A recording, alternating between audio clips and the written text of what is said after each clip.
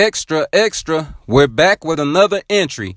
Today's topic, we just keep on trucking because we're in part 3 of our series, White Women, Impetus for Destruction. In part 1, we introduced the world's most disgusting cook, Typhoid Mary, and her typhoid fever spreading antics. Next, we introduced a sex trafficking pedophile by the name of Ghislaine Maxwell. With both of these women combined, we saw how many lives they ruined and what tactic they took to do so. Our next weapon of wickedness goes by the name of Margaret Sanger. If you're of Negroid descent, this one is sure to piss you off. If you don't know who this woman is, let's be properly introduced right now. Margaret Higgins Sanger was an American birth control activist, sex educator, writer, and nurse. Sanger popularized the term birth control, opened the first birth control clinic in the United States, and established organizations that involved into the Planned Parenthood Federation of America. Remember when I said, if you're of Negroid descent, this weapon of wickedness would piss you off? Well, this was the reason behind my statement. An old statistic from the CDC back in 2011, and it goes on to say, the impacts on our black communities are hard to fathom. According to the Guttmacher Institute, which generally supports abortion, in 2011, 360,000 black babies were aborted. CDC statistics for 2011 show that 287,072 black deaths occurred from all other causes, excluding abortion. By these numbers, abortion is the leading cause of death among blacks. Now, do you understand where we're going with this? I'm sure the legacy of Margaret Sanger is romanticized. She's gone down in history as a sex educator, writer, nurse, blah, blah, blah. But let's see the sinister early stages of Planned Parenthood, the Negro Project, Margaret Sanger's eugenic plan for black Americans. Civil rights doesn't mean anything without a right to life, declared Hunter. He and the other marchers were protesting the disproportionately high numbers of abortions in the black community. The high number is no accident. Many Americans, black and white, are unaware of Planned Parenthood founder Margaret Sanger's Negro Project. Sanger created this program in 1939 after the organization changed its name from the American Birth Control League, ABCL, to the Birth Control Federation of America, BCFA. The aim of the program was to restrict, many believe exterminate, the black population. Under the pretense of better health and family planning, Sanger cleverly implemented her plan. What's more shocking is Sanger's beguilement of black America's creme de la creme, those prominent, well-educated, and well-to-do, into executing her scheme. Some within the black elite saw birth control as a means to attain economic empowerment, elevate the race, and garner the respect of whites. The Negro Project has had lasting repercussions in the black community. We have become victims of genocide by our own hands, cried Hunter at the Say So March. Malthusian eugenics. Margaret Sanger aligned herself with the eugenicists whose ideology prevailed in the early 20th century. Eugenicists strongly espoused racial supremacy and quote-unquote purity, particularly of the quote-unquote Aryan race. Eugenicists hope to purify the bloodlines and improve the race by encouraging the quote-unquote fit to reproduce and the quote-unquote unfit to restrict their reproduction. They sought to contain the quote-unquote inferior races through segregation, sterilization, birth control, and abortion. Sanger embraced Malthusian eugenics. Thomas Robert Malthus, a 19th century cleric and professional of political economy, believed a population time bomb threatened the existence of the human race. He viewed social problems such as poverty, deprivation, and hunger as evidence of this quote-unquote population crisis. According to writer George Grant, Malthus condemned charities and other forms of benevolence because he believed they only exacerbated the problems. His answer was to restrict population growth of certain groups of people. His theories of population growth and economic stability became the basis for national and international social policy. Grant quotes from Malthus's magnum opus, an essay on the principle of population, published in 6 editions from 1798 to 1826. All children born beyond what would be required to keep up the population to a desired level must necessarily perish unless room is made for them by the deaths of grown persons. We should facilitate instead of foolishly and vainly endeavoring to impede the operations of nature in producing this mortality. Malthus' disciples believed if Western civilization were to survive, the physically unfit, the materially poor, the spiritually diseased, the racially inferior, and the mentally incompetent had to be suppressed and isolated, or even perhaps eliminated. His disciples felt the subtler and more scientific approaches of education, contraception, sterilization, and abortion were more, quote-unquote, practical and acceptable ways to ease the pressure of the alleged overpopulation. Critics of Malthusianism said the group, quote-unquote, produced a new vocabulary of mumbo-jumbo. It was all hard-headed, scientific, and relentless. Further historical facts have proved the Malthusian mathematical scheme regarding overpopulation to be inaccurate, though many still believe them. Despite the falsehood of Malthus's overpopulation claims, Sanger nonetheless immersed herself in Malthusian eugenics. Grant wrote she argued for birth control using the scientifically verified threat of poverty, sickness, racial tension, and overpopulation as its background. Sanger's publication, The Birth Control Review, founded in 1917, regularly published pro-eugenic articles from eugenicists such as Ernest Ruin. Although Sanger ceased editing the Birth Control Review in 1929, the ABCL continued to use it as a platform for eugenic ideas. Sanger built the work of the ABCL and ultimately Planned Parenthood on the ideas and resources of the eugenics movement. Grant reported that, quote-unquote, virtually all of the organization's board members were eugenicists. Eugenicists financed the early projects, from the opening of birth control clinics to the publishing of revolutionary literature. Eugenicists comprised the speakers at conferences, authors of literature, and the providers of services, quote-unquote, almost without exception. The Planned Parenthood's international work was originally housed in the offices of the Eugenics Society. The two organizations were intertwined for years. The ABCL became a legal entity on April 22, 1922 in New York. Before that, Sanger illegally operated a birth control clinic in October 1916 in the Brownsville section of Brooklyn, New York, which eventually closed.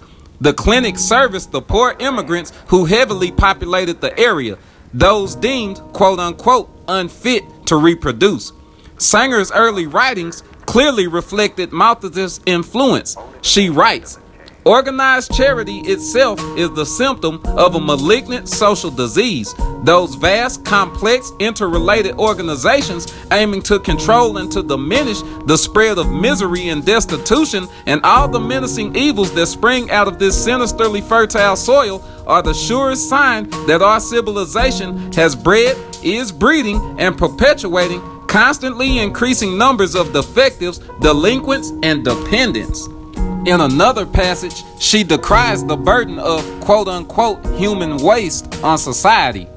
Charity encourages the healthier and more normal sections of the world to shoulder the burden of unthinking and indiscriminate fecundity of others, which brings with it, as I think the reader must agree, a dead weight of human waste.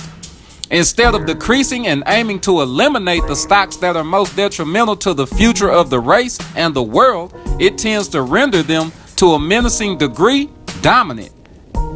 She concluded, the most serious charge that can be brought against modern benevolence is that it encourages the perpetuation of defectives, delinquents, and dependents. These are the most dangerous elements in the world community, the most devastating curse on human progress and expression. The Review printed an excerpt of an address Sanger gave in 1926. In it, she said, "It now remains for the U.S. government to set a sensible example to the world by offering a bonus or yearly pension to all obviously unfit parents who allow themselves to be sterilized by harmless and scientific means. In this way, the moron and the diseased will have no posterity to inherit their unhappy condition. The number of the feeble-minded would decrease and a heavy burden would be lifted from the shoulders of the fit." Sanger said a bonus would be wise and profitable and the salvation of American civilization. She presented her ideas to Mr. C. Harold Smith of the New York Evening World on the Welfare Committee in New York City. She said, "People must be helped to help themselves. Any plan or program that will make them dependent upon doles and charities is paternalistic and would not be of any permanent value." She included an essay, what she called a program of public welfare, entitled, "We Must Breed a Race of Thoroughbreds." In it, she argued that birth control clinics or bureaus should be established in which men and women will be taught the science of parenthood and the science of breeding, for this was the way to breed out of the race the scourges of transmissible disease, mental defect, poverty, lawlessness, crime, since these classes would be decreasing in number instead of breeding like weeds. Her program called for women to receive birth control advice in various situations, including where the woman or man had a transmissible disease such as insanity, feeble-mindedness, epilepsy, syphilis, etc. The children already born were subnormal or feeble-minded. The father's wages were inadequate to provide for more children. Sanger said such a plan would reduce the birth rate among the diseased, the sickly, the poverty-stricken, the antisocial classes, elements unable to provide for themselves, and the burden of which we are all forced to carry. Sanger had openly embraced Malthusian eugenics, and it shaped her actions in the ensuing years. The Harlem Clinic. In 1929, 10 years before Sanger created the Negro Project, the ABCL laid the groundwork for a clinic in Harlem, a largely black section of New York City. It was the dawn of the Great Depression, and for blacks, that meant double the misery. Blacks faced harder conditions of desperation and privation because of widespread racial prejudice and discrimination. From the ABL's perspective, Harlem was the ideal place for this experimental clinic, which officially opened on November 21st, 1930. Many blacks looked to escape their adverse circumstances and therefore did not recognize the eugenic undercurrent of the clinic. The clinic relied on the generosity of private foundations to remain in business. In addition to being thought of as inferior and disproportionately represented in the underclass, according to the clinic's own files used to justify its work, blacks in Harlem were segregated in an overpopulated area, comprised 12% of New York City's population, but accounted for 18.4% of New York City's unemployment, had an infant mortality rate of 101 per 1,000 deaths compared to 56 among whites, had a death rate from tuberculosis 237 per 100,000. That was highest in Central Harlem out of all of New York City. Although the clinic served whites as well as blacks, it was established for the benefit of the colored people. Sanger wrote this in a letter to Dr. W.E.B. Burghardt Du Bois, one of the day's most influential blacks. A sociologist and author, he helped found the National Association for the Advancement of Colored People, NAACP, in 1909 to improve the living conditions of black Americans. That blacks endured extreme prejudice and discrimination, which contributed greatly to their plight, seemed to further justify restricting their numbers. Many believe the solution lay in reducing reproduction. Sanger suggested the answer to poverty and degradation lay in smaller numbers of blacks. She convinced black civic groups in Harlem of the benefits of birth control under the cloak of better health, i.e., reduction of maternal and infant death, child spacing, and family planning. So with their cooperation and the endorsement of the Amsterdam News, a prominent black newspaper, Sanger established the Harlem branch of the Birth Control Clinical Research Bureau. The ABCL told the community birth control was the answer to their predicament. Sanger shrewdly used the influence of prominent blacks to reach the masses with this message. She invited Du Bois and a host of Harlem's leading blacks, including physicians, social workers, ministers, and journalists, to form an advisory council to help direct the clinic so that our work in birth control would be a constructive force in the community. She knew the importance of having black professionals on the advisory board and in the clinic. She knew blacks would instinctively suspect whites of wanting to decrease their numbers. She would later use this knowledge to implement the Negro Project. Sanger convinced the community so well that Harlem's largest black church, the Abyssinian Baptist Church, held a mass meeting featuring Sanger as the speaker. But that event received criticism. At least one very prominent minister of a denomination other than Baptist spoke out against Sanger. Dr. Adam Clayton Powell Sr., pastor of Abyssinian Baptist, received adverse criticism from the unnamed minister who was surprised that he'd allow that awful woman in his church. Grace Congregational Church hosted a debate on birth control. Proponents argued birth control was necessary to regulate births in proportion to the family's income. Spacing births will help mothers recover physically and fathers financially. Physically strong and mentally sound babies would result, and incidences of communicable diseases would decrease. Opponents contended that as a minority group, blacks needed to increase rather than decrease, and that they needed an equal distribution of wealth to improve their status. In the end, the debate judges decided the proponents were more persuasive. Birth control would improve the status of blacks. Still, there were others who equated birth control with abortion and therefore considered it immoral. Eventually, the Urban League took control of the clinic, an indication the black community had become ensnared in Sanger's labyrinth. Sanger's legacy.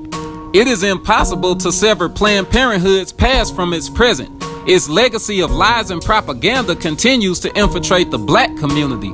This poison is even more venomous because, in addition to birth control, Planned Parenthood touts abortion as a solution to the economic and social problems that plague the community.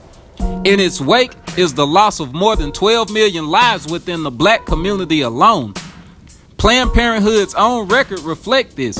For example, a 1992 report revealed that 23.2% of women who obtained abortions at its affiliates were black, although blacks represent no more than 13% of the total population. In 1996, Planned Parenthood's research arm reported, blacks, who make up 14% of all childbearing women, have 31% of all abortions, and whites, who account for 81% of women of childbearing age, have 61%. Abortion is the number one killer of blacks in America, says Reverend Hunter of Learn. We're losing our people at the rate of 1,452 a day. That's just pure genocide. There's no other word for it. Sanger's influence and the whole mindset that Planned Parenthood has brought into the black community say it's okay to destroy your people. We bought into that lie. We bought into propaganda. Some blacks have even made abortion right, synonymous with civil rights. We're destroying the destiny and purposes of others who should be here, Hunter laments. Who knows the musicians we've lost? Who knows the great leaders the black community has really lost? Who knows the great minds of economic power people have lost? What great teachers? He recites an old African proverb. No one knows whose wound holds the chief. Hunter has personally observed the vestiges of Planned Parenthood's eugenic past in the black community today.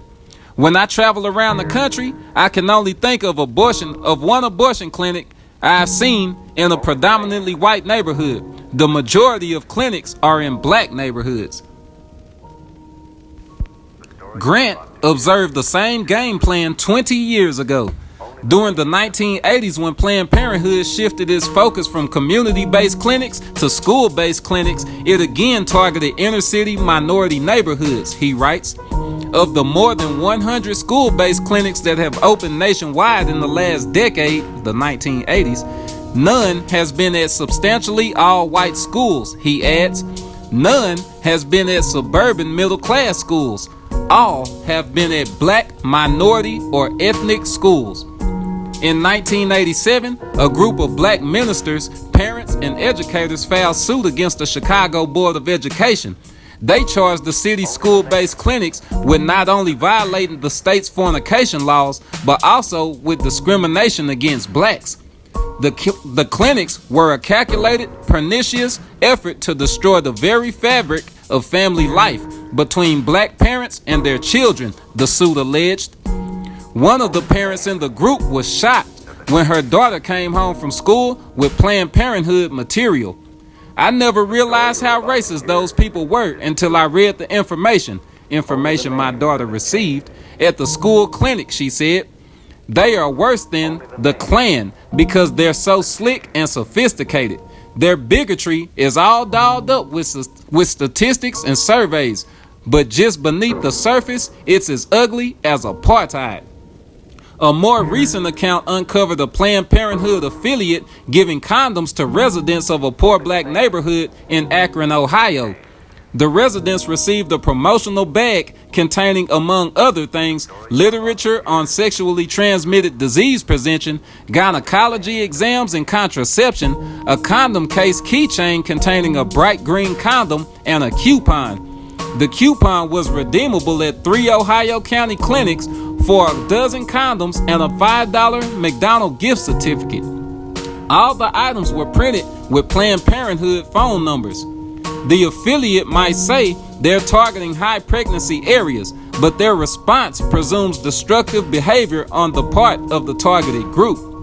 Planned Parenthood has always been reluctant to promote or encourage abstinence as the only safeguard against teen pregnancy and sexually transmitted diseases, calling it unrealistic. Reverend Richard Welch, president of Human Life International in Front Royal, Virginia, blasted the affiliate for targeting low-income minority neighborhoods with the bags. He said the incident revealed the racism inherent in promoting abortion and contraception in primarily minority neighborhoods. He then cited Planned Parenthood, having sprung from the racist dreams of a woman determined to apply abortion and contraception to eugenics and ethnic cleansing. Planned Parenthood remains true to the same strategy today. And there you have it, everyone. Margaret Sanger. This lady is by far worse than Ghislaine Maxwell and Typhoid Mary. Leave me a comment because I value your input and your opinion. Tell me what you think of her. I hope you guys just flood the comment section telling me how ugly and racist and sick and everything else this woman is. But yep, this is the part of the entry where we part ways. If you like the series, White Women, Impetus for Destruction, hit the like button. If you like today's video, hit the like button. If you're feeling generous and want to teach others, hit the share button. I don't mind. If you haven't already, hit the subscribe button. We're going to keep everything in rotation. We're going to keep it flowing. We're going to keep on trucking with this series, baby. White Women, Impetus for Destruction. I got more white women in mind. I'm going to keep rolling out the content and the topic. So until next time, peace.